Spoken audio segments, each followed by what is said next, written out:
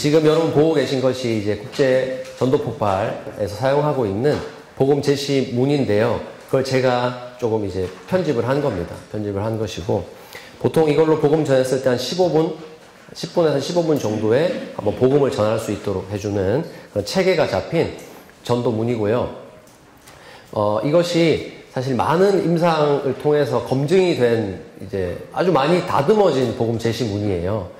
그래서 제가 하나 추천을 드리는 것은, 아까 첫 시간에도 설명을 드렸지만 이걸 지금 여기서 나눈다고 여러분이 바로 하실 수는 없어요. 예. 왜냐하면 전도 폭발을 제가 경험하면서 느낀 거는 이거 외우러 가는 게 아니고요. 정말 하나님께서 어떻게 이 복음을 통해서 일하시는지를 보러 가는 훈련이거든요. 경험하는 훈련이거든요. 그래서 이걸 외운다고 되진 않더라고요. 예. 하지만 아까 우리 누구셨죠? 우리 커맨시 교회 우리 말씀하셨듯이 언제 기회가 주어질지 모르잖아요. 그때 횡설수설하면 안 되잖아요. 정말로 명확하게 복음이 딱 제시가 될 때 복음이 나가야 되잖아요. 그래서 그런 부분에 있어서 좀 체계를 잡는 데 도움 되시는 정도로 여러분 이해하시면 되겠습니다. 자, 그럼 한번 보겠습니다. 먼저 이 복음 제시는요, 질문부터 시작해요. 질문. 아주 강력한 질문을 땅 때리면서 이제 복음을 시작해요. 왜냐하면 우리가 살아가는 세상에서 사실 복음이 필요하다고 스스로 제 발로 교회로 찾아오는 사람은 없거든요. 우리는 복음이 필요하지 않은 시대를 살아가는 사람들이 세상 사람이거든요. 그렇기 때문에 예수님을 모르는 사람은 자기에게 복음이 필요한지를 몰라요. 그렇기 때문에 그 필요성을 한번 부각시키는 아주 강력한 질문을 꽝 던지고 시작하는데요. 사실 이 앞에 가장 중요한 것이 있어요. 서론이 있는데 제가 뺐습니다. 왜냐하면 서론 시간이 뭐냐면 관계 맺는 시간이기 때문이에요. 이 질문을 할 수 있는 관계 맺는 부분이 이 앞에 나오는데 그것도 외워야 되거든요. 막 나오는데 뺀 이유는 여러분이 이미 멘티와 관계가 맺어져 있으시기 때문에, 충분한 관계 안에서 이 질문을 던지실 수 있기 때문에 앞에는 뺐어요. 그래서 질문이 들어가는데 한번 읽어볼게요. 확신 질문 시작. 만일 오늘이라도 세상을 떠난다면 천국에 들어간다는 것을 확신하니. 이렇게. 아주 강력하죠. 이 질문이 강력한 이유는 오늘 죽는다는 걸 전제하기 때문에. 너 오늘 죽어도 괜찮아? 죽어도 너 천국 갈 것 같아? 라는 그 멘티의 인생에서 한 번도 생각해보지 않은 질문을 확 던지는 거예요. 왜냐하면 하나님을 모르고 살아가는 사람은 이 세상밖에 없잖아요. 이 세상을 죽었을 때 내가 어떻게 될까? 그런데 천국이 아니면 뭐 흔히 교회에서 말하는 지옥? 난 어디 갈까? 생각해보게 되는 거죠. 새로운 세계를 열어주는 질문입니다. 그래서 만일 오늘이라도 세상을 떠난다면 너 천국에 들어가는 거 확신하니? 그러면서 바로 이유를 설명해줘요. 성경은 너에게 영생이 있음을 알게 하려고 기록된 하나님의 말씀이야. 내가 이 성경으로 어떻게 확신을 갖게 되었는지 잠시 이야기 나눠도 될까? 라고 허락을 구해야 됩니다. 복음 제시할 때 가장 중요한 거, 상대방의 허락이거든요. 그러니까 이게 쭉쭉 허락이 주어져야 앞으로 이 복음 제시문은 나갈 수 있습니다. 여기서 전제는 뭡니까? 나는 확신한다는 거예요. 나는 확신할 때 복음 전할 수 있는 거예요. 그래서 너 확신하니? 모르겠어요. 그러면 성경이란 게 있는데 이게 너에게 하나님께서 천국을 허락하셨다는 것을 가르쳐주기 위해서 하나님이 주신 건데 한번 이야기 들어볼래? 이렇게 성경의 목적을 설명하고요. 다시 질문을 합니다.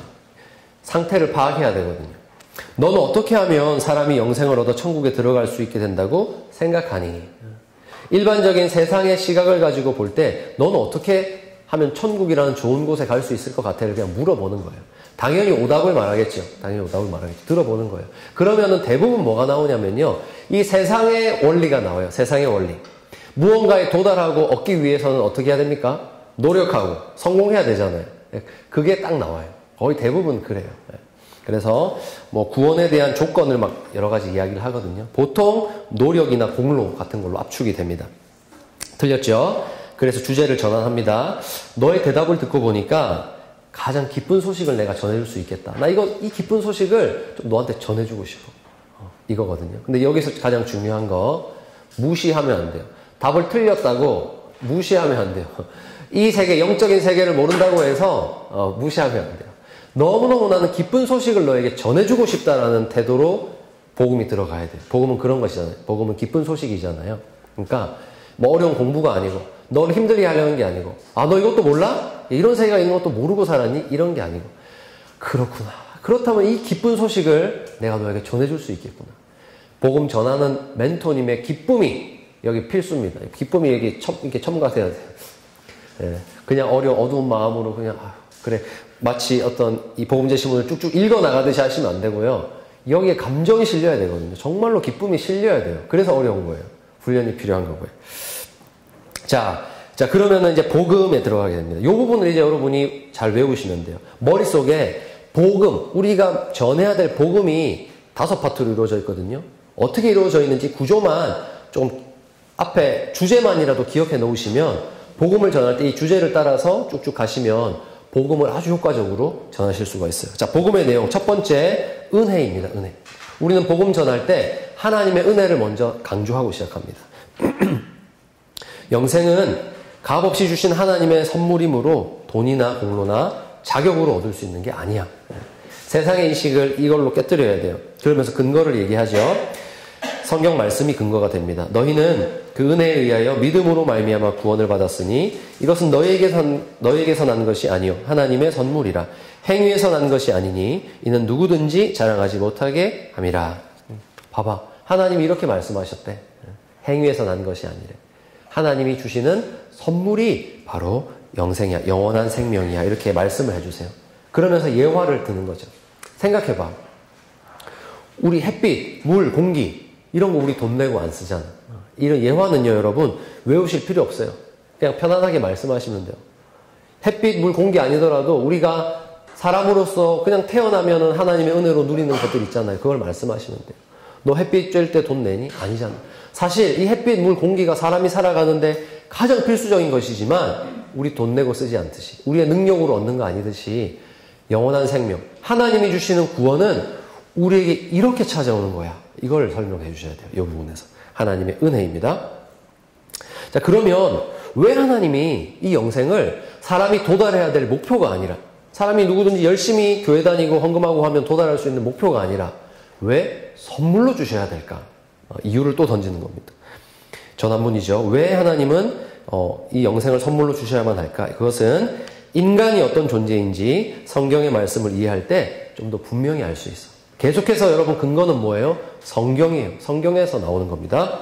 자, 두 번째 파트, 복음의 두 번째 파트, 인간입니다. 인간. 모든 인간은 죄인이므로 인간은 스스로 구원할 수 없기 때문이야. 그래서 영원한 생명은 우리에게 선물로 다가오는 거예요. 근거, 모든 사람이 죄를 범하였음에 하나님의 영광에 이르지 못하더니 성경은 이렇게 말씀하고 있어. 성경은 죄를 이렇게 정의한단다. 첫째, 강도, 살인, 도적질, 간음처럼 하지 말아야 할 것을 하는 것이 죄이고, 둘째, 부모 공경이나 이웃사랑처럼 해야 하는 것을 하지 않는 것도 죄이며, 셋째, 교만, 정욕, 미움, 탐심, 시기, 질투, 거짓말처럼 나쁜 마음이나 생각을 하는 것도 죄야. 그러나 무엇보다도 하나님을 하나님으로 믿지 않는 것이 가장 큰 죄란다. 이런 기준으로 볼 때 너는 하루에 몇 번이나 죄를 짓니? 너는 어떤 거 가니? 물어보는 거예요. 사실 죄라는 것에 있어서 세상이 인식하는 범위는 우리 그리스도인들보다 넓지 않거든요.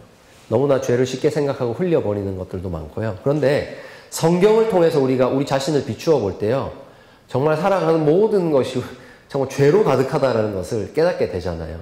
그 부분을 짚어주는 것입니다. 이런 기준에서 볼 때 죄인이 아닌 사람이 없겠지. 나도 포함이에요. 나도. 그렇다면 이런 죄인이 어떻게 영생을 선물로 받을 수 있을까? 여러분, 그렇죠? 이런 죄인에게 하나님이 왜 영생을 선물로 주실까요? 이것은 하나님이 어떤 분이신지 알 때 좀 더 분명히 알 수 있어. 계속해서 질문을 꼬리에 꼬리를 물면서 다음 주제로 가는 거예요. 하나님이 영생을 선물로 주셔야만 하는 이유. 그것은 인간의 죄 때문이고. 그러면 이런 죄인에게 하나님은 왜 선물을 주시는가? 하나님은 도대체 어떤 분이신가? 하나님에 대한 지식으로 나아갑니다. 자, 하나님에 대한 지식입니다. 하나님은 자비로우셔서 우리를 벌하는 것을 원치 않으시지만 하나님은 또 의로운 분이시기에 반드시 우리 죄를 처벌하셔야만 해. 하나님의 정의와 공의에 대한 것입니다.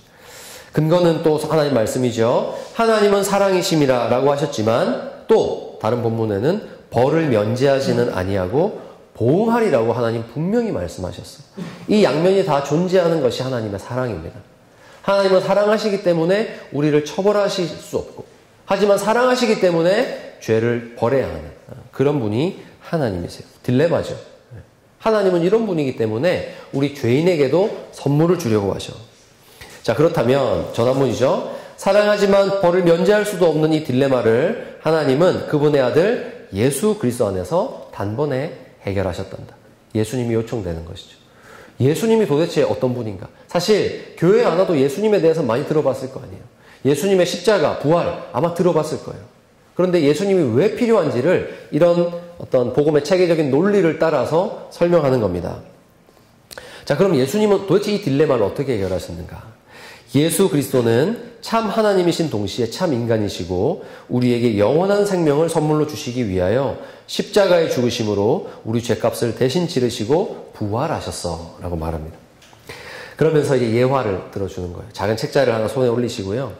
이 책이 내가 태어나서 지금까지 지은 나의 죄를 낱낱이 기록한 거라고 한번 생각해 보자. 그런데 문제는 이 책이 언젠가 하나님 앞에서 다 펼쳐지고 나는 이 책에 기록된 대로 나의 죄 때문에 심판을 받아야 된다는 거예요. 그런데 하나님이 그의 아들 예수님을 보내셔서 나의 모든 죄를 짊어지게 하셨다는 거예요. 그러니까 예수님이 오신 이유를 이렇게 설명하는 거예요. 예수님이 그냥 심심해서 내려오신 게 아니죠. 하나님의 이 딜레마, 이 사랑의 딜레마를 해결하시기 위해서 예수님이 내려오셔서 뭐 하신 거예요? 반드시 벌해야 하는 우리의 죄를 하나님이 예수님에게로 옮기셨다라는 겁니다. 그래서 성경은 우리는 다 양 같아서 그릇 행하여 각기 제 길로 갔거늘 여호와께서는 우리 모두의 죄악을 그에게 담당시키셨도다 라고 말씀하셨어요. 예수님이 누구시냐? 나의 모든 죄를 하나님이 그에게 옮기신 분, 그분이 예수님이시죠. 그래서 예수님은 자신의 몸으로 우리의 모든 죄값을 치르시기 위하여 친히 십자가에 달려 돌아가셨어. 십자가 위에서 우리의 죄값이 다 치러졌을 때 예수님은 다 이루었다 말씀하셨지. 그리고 예수님은 우리의 모든 죄값을 치르기 위해 죽으셨다가 사흘 만에 부활하셔서 우리에게 영원한 생명을 주시려고 하늘로 올라가셨단다. 예수님의 사역을 이렇게 짧게 딱 표현해 주는 것이에요. 예수님이 누구신가? 내려오셔서 우리를 벌하셔야만 하는 죄악을 대신 짊어지시고 우리가 받아야 될 죄 때문에 십자가에 죽으신 분, 그리고 사흘 만에 부활하셔서 우리에게 선물을 주기 위하여 하늘로 올라가십니다. 그래서 이제 다음 주제가 나옵니다. 예수님은 바로 이 선물을 너에게 주고 싶어서 주기 위해서 죽으셨다 이거죠. 주고 싶어 하시는데 이렇게 준비된 선물을 어떻게 받을 수 있을까? 선물을 받는 방법이 무엇이냐? 그게 믿음이라는 거예요. 믿음은 그냥 믿습니다가 아니고 하나님께서 이렇게 우리를 위해 예비하신 선물을 받는 방법이 믿음이라는 것을 가르쳐 주셔야 돼요. 자, 그런데 단순한 지식적 동의나 일시적, 현세적인 믿음은 영원한 생명을 받는 믿음이 아니야.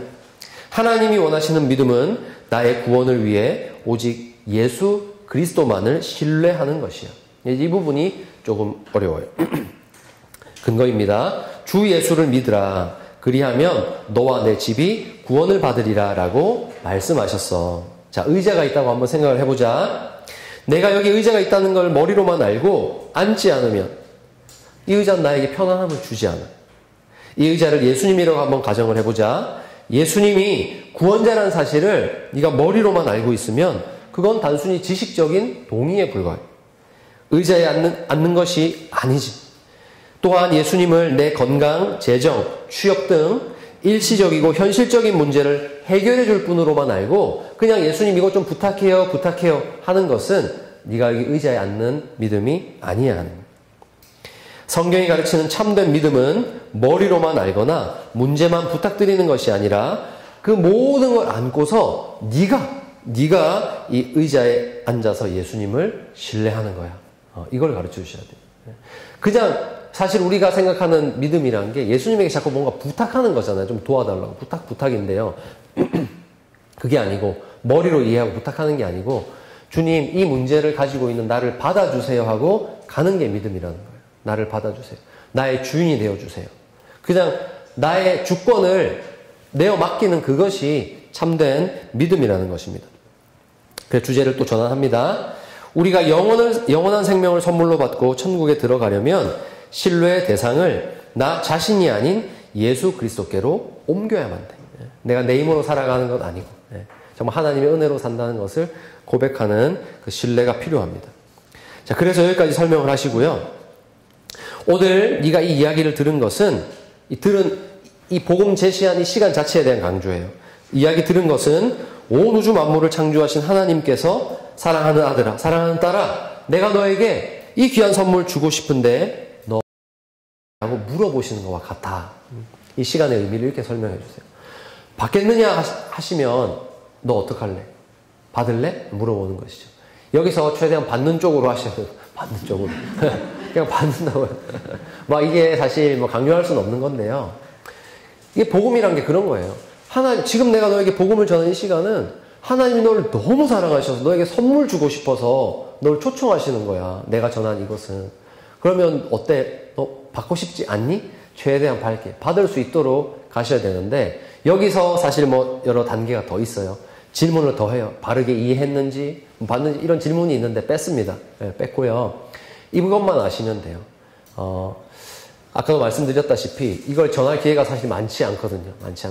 그러니까 정말 적절한 때에 전할 때 정말 받을 수 있도록 여러분이 따뜻하게 이렇게 좀 조성을 해주셔야 돼요. 전하는 사람의 태도가 가장 중요하거든요. 복음 제시 배울 때요. 전하는 사람의 태도에 대해서 정말 강조해요. 내 안에 복음이 나에게 기쁨을 주지 않는데 얼굴이 안 나타나거든요. 복음 전할 때 연기할 수 없어요. 그렇기 때문에 정말로 이 복음의 진리가 여러분 안에 차오르고 정말 복음이 주는 기쁨에 충만하실 때 전해야 정말 이 선물 좀 받고 싶지 않니? 안타까움과 어떤 희망과 이런 것들이 딱 전해진단 말이죠. 그래서 기도하시면서 이 부분을 잘 하셔야 돼요. 제가 혼난 적이 있어요. 이제 어르신들에게 복음 전할 때인데 사실 어르신들에게 이거 그대로 전하기가 참 힘들거든요. 그러니까 좀 이렇게 이야기도 빼고 붙이고 해가지고 최선을 다했어요. 그런데 어르신, 지금 사랑하는 아들아, 이 가장 귀한 선물을 내가 너에게 주고 싶은데 받겠느냐라고 물으신다면 어르신 어떠세요? 받고 싶으시죠? 하니까 어르신이 가만히 계시더니 좀 긴가민가 하신 거예요. 근데 제가 이걸 강요하면 안 된다. 이게 배워가지고 그러세요 어르신? 제가 다시 한번 설명해 드릴까요? 또 설명하고 받고 싶으시죠? 받으셔야겠죠? 물어보니까 또 어르신이 긴가민가 하신 거예요. 제가 그래가지고 옆에 이제 팀원들이 같이 가거든요. 그래서 이거 큰일 났다. 안 되겠다. 여기서 우리가 물러나야 된다라고 뒤에 계신 권사님에게 사인을 줬는데 권사님이 이거 받는 거라고 그냥 뭘 고민하셔요. 받는 거예요. 받았어요. 이렇게 얼떨결에 고민이 받겠다고 해서 이렇게 넘어간 경우가 있는데 모르죠. 어떻게 하셨는지는 사실 알 수가 없는 건데 이렇게 사실 뭐 편하게 이제 웃으면서 나누었지만 이렇게 되면 사실 기회가 또 언제 돌아올지 몰라요. 그래서 사실 우리 손에 달린 게 아니기 때문에 참 이 부분이 진짜 힘들거든요. 최선을 다해 전했고 그래서 정말로 안 받을 이유가 없잖아요. 그냥 말이라도 그냥 받겠습니다 하면 되는 건데 여러분 이걸 하시는 분이 성령 하나님이세요. 정말로 복음을 깨닫게 하시고 사실 자기가 주권을 가지고 왕으로 살아왔던 존재잖아요. 그 존재가 내 자신의 왕좌에서 내려와서 이 선물 받겠습니다. 나 하나님을 왕으로 섬기겠습니다. 이 받겠다는 말이요. 사실 쉽지 않아요. 그러니까 여러분 우리가 어떻게 할 수 있는 부분은 아니지만 적어도 이 부분에 있어서 여러분 안에서 기쁨이 나와야 돼요. 희망이 나와야 되고 간절함이 나와야 돼요. 여러분 그걸 연습하셔야 돼요. 이거 달달 외운다고 되는 게 아니고 내가 정말 이 영혼을 놓고 이 복음 제시문을 정말로 내가 기쁨과 기대를 가지고 간절함을 가지고 전할 수 있는가. 그게 중요합니다. 어떻게 될지는 오직 하나님께서 하시는 겁니다. 자, 그래서 여기서 오케이 사인이 나오면요. 결심 기도를 합니다. 결심 기도. 마음에 확신을 줘야 돼요. 자, 하나님은 우리의 기도를 들어주신단다. 자, 나를 따라서 한마디씩 기도해보자. 하시고, 이 슬러시 있는 부분을 따라서 하시면 됩니다. 하나님 아버지 하면, 하나님 아버지 따라할 수 있도록. 거기 끊어놨었거든요. 그래서, 지금까지 저는 제 자신을 믿고 살아온 죄인입니다. 딱 잘 구분을 해놨죠. 너무 길면 뒷말을 까먹어요. 그러니까, 최대한 짧게 이것도 거기 복음 제시문에 있는 대로 끊어놓은 거거든요. 그래서, 용서해 주십시오. 죄인입니다 하고 저의 죄를 회개하오니 용서해 주십시오. 예수님이 저의 죄 때문에 십자가에 죽으시고 부활하신 것을 믿습니다. 지금 이 시간 제 마음의 문을 엽니다. 예수님이 제 마음에 들어오셔서 저의 구원자와 삶의 주인이 되어 주십시오. 이제부터 제가 하나님 앞에 설 때까지 제 삶을 인도해 주십시오. 예수님의 이름으로 기도합니다. 아멘. 이렇게 여기까지는 여러분이 끌어주셔야 돼요. 기도를. 그래서 마음의 확신을 주고요. 이어서 여러분이 한번 진심으로 그 영혼을, 복음을 받은 영혼을 위해서 기도하시면 돼요. 근데 이제 이거는 복음 제시문에 나와 있는 기도문이고요. 아마 이때는 여러분이 정말 사랑을 담아서 축복하시면 좋을 것 같아요. 하나님께 부탁드리고 이 영혼 정말 하나님께 여러분이 할 수 있는 모든 복을 다 빌어주세요. 그래서 이거 쓰셔도 되는데 아마 멘토, 멘티님과의 관계에서 이 복음이 한번 전해졌다면 이 기도는 이 복음 제시문이 담지 못할 거예요. 담지 못하는 참 아름다운 기도가 하나님께 올려질 것 같아요. 예. 아까도 우리 잠시 말씀하셨지만 헷갈린다고 하셨잖아요. 이 복음을 때를 어떤지 못 어떤지 전해야 되는데 어떻게 해야 되는가 헷갈릴 수 있는데요. 설명드렸지만 특별한 관계입니다. 특별한 관계. 하나님이 정말 딱 너에게 섬기라고 짝지어 주신 특별한 관계잖아요. 특별한 관계이기 때문에 아마 여러분의 정말 복음을 전할 기회를 얻어서 한번 이거 하신다면요. 여러분 안에도 아마 엄청난 감동이 있을 것 같아요. 계속 그 영혼을 두고 기도하셨던 감동이 나오니까 그대로 복을 빌어주시면 참 좋겠다 싶습니다.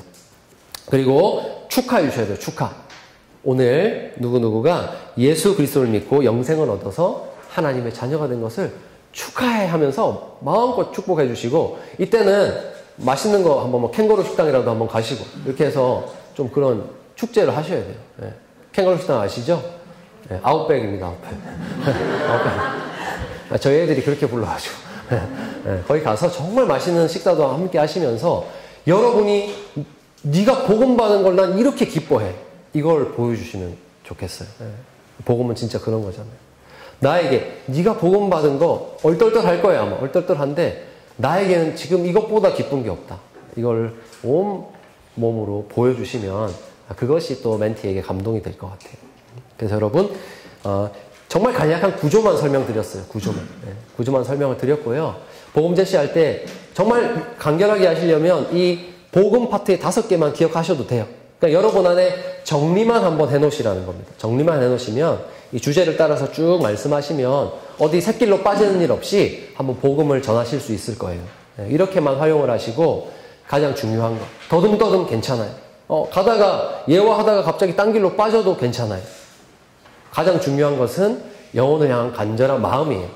내가 이걸 해야 될 숙제로 하지 마시고 정말 이 영혼을 향한 간절함을 가지고 하시면 됩니다. 그래서 제가 많이 경험했어요.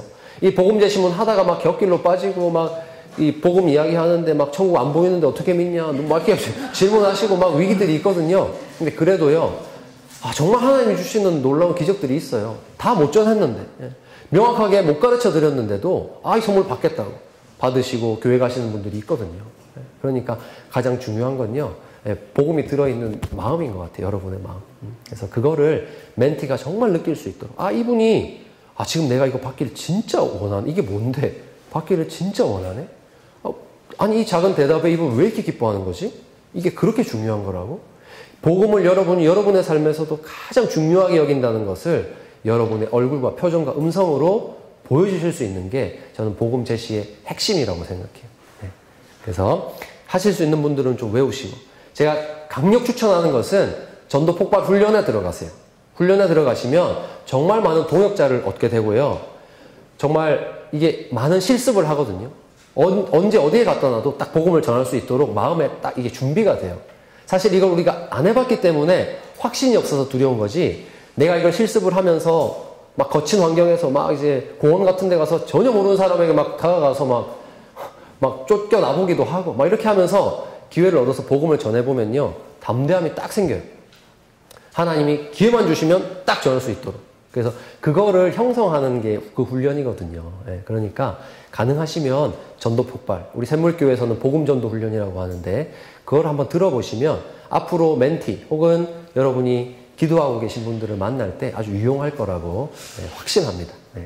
그래서 여기까지 제가 준비한 시간 마치도록 하겠습니다. 여러분, 참 제가 뵐 때마다 정말 진심에 존경스러워요. 그 한 영혼을 품고 삶을 어떻게 보면 여러분, 저는 장로님이 말씀하신 그 기약 없는 멘토링이라는 게 정말 저는 감동이었거든요. 왜냐하면 삶에 비빌 언덕이 없던 분들에게 이제 너와 내가 맺은 관계는 너는 비록 태어날 때 가진 우리가 다 가지고 있던 부모님은 없지만 내가 너에게 부모님은 역할을 할 수 없지만 이 하나님께서 주신 공동체 안에서 너와 내가 맺어진 관계는 변함없다. 네가 어떤 실수를 해도 잘못을 해도 이 손 놓지 않을 거야 라는 그 메시지잖아요. 기약 없는 멘토링이라는 게. 세상에서 아마 우리 멘티들이 가져볼 수 없는 든든한 그 비빌 언덕이 여러분이란 존재를 통해서 생긴 거잖아요. 근데 아까도 잠시 우리 장로님과 얘기 나눴지만 제가 전한 것을 실천하시고 그 멘토 멘티의 관계를 이어가시는 게요. 제가 매주 카톡을 보면서 카톡방에 올라오는 기도 제목을 보면서 정말 저는 못 따라가겠어요. 근데 그런 것들을 참 삶으로 감당하고 계시기 때문에 정말로 제가 존경합니다. 그래서 부족하지만 오늘 나누었던 이 내용들이 여러분의 삶에서 영혼을 돌보는데 정말 하나님의 정의를 실현하는데 조금이나마 도움이 되었기를 바랍니다. 네, 감사합니다.